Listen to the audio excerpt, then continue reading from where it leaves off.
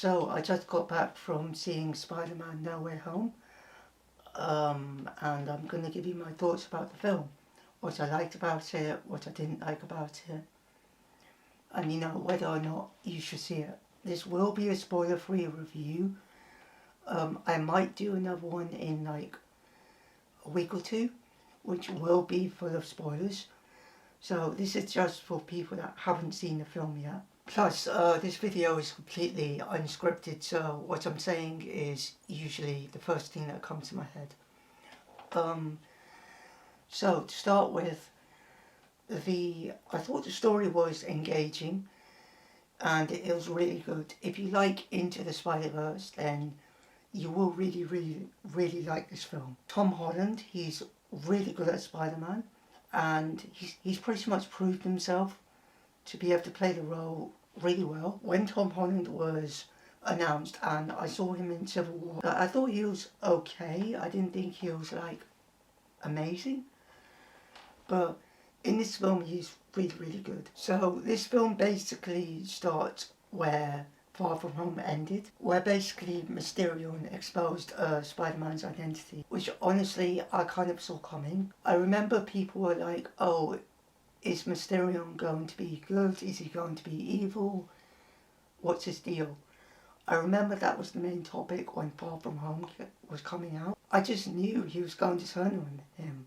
If you know Mysterio is a villain, then you can kind of put two and two together that he's going to do something, that he's going to betray Spider-Man. But yeah, so it takes place after the events of the ending of Far From Home. Essentially what happens is Spider-Man goes over to Doctor Strange and he tells him to make a spell that basically makes everyone forget that he's Spider-Man. But unfortunately, the spell goes wrong and all the other villains from not only Tom Holland's Spider-Man universe, but Andrew Garfield's universe and Tobey Maguire's universe all basically come to the Marvel Cinematic Universe. And what he essentially has to do is put them back in their dimensions.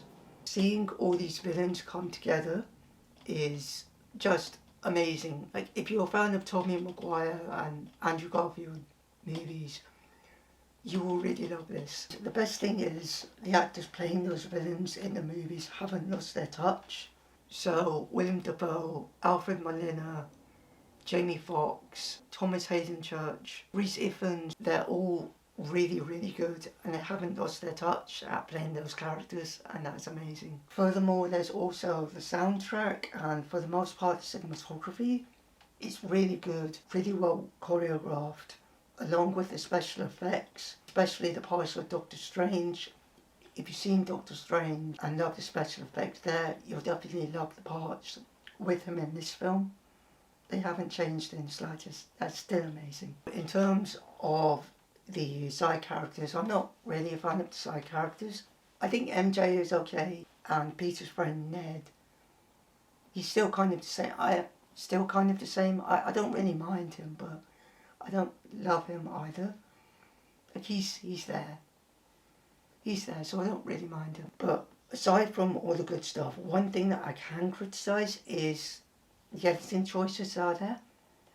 There are some edits where it's kind of awkward and it doesn't really make sense. So for example, when you see Green Goblin, so when you see Willem Dafoe, it just cuts to a close-up of his face. Like there isn't really a pan or a tilt or anything dramatic that would make his debut scene that much more effective. It's just a close-up of this shot and then a close-up of Willem Dafoe. Like, I would have preferred it if there was a much better shot. That would have made his first appearance that much more effective in the film. But aside from that, what we have is really good. I highly recommend you watch it. Like, even if you're not really a Marvel fan, if you're a fan of Spider-Man, you'll really enjoy this film. And especially for me, after seeing the villains since, well, in my opinion, the Sam Raimi trilogy from the early 2000s is still one of the best Spider-Man movies, in my opinion, aside from Into the Spider-Verse. And no, I don't just like these films because I'm blinded by nostalgia.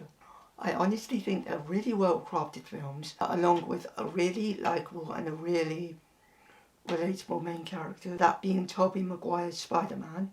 The supporting cast, the music, they're directed by Sam Raimi. He was one of my favourite directors. Honestly, I could pop on these movies anytime and still have some enjoyment.